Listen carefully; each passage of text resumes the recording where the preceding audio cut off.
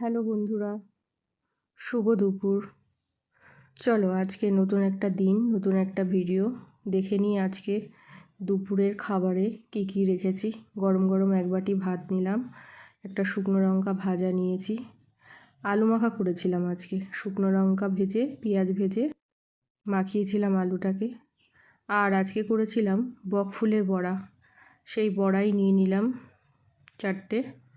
আর সাথে খাওয়ার জন্য রেখেছিলাম ছোট ছোট আম দিয়ে মুসুরির ডাল করেছিলাম পাতলা করে, দারুণ হয়েছিল খেতে। এই ছিল আজকে দুপুরের খাবারের মেনু। কেমন লাগলো তোমাদের সবার অবশ্যই জানাবে, লাইক দেবে, কমেন্ট করবে, শেয়ার করবে। এই ছিল আজকে দুপুরের লাঞ্চের মেনু। ভালো থেকো তোমরা, সুস্থ থেকো। টাটা বন্ধুরা, শুভ দুপুর।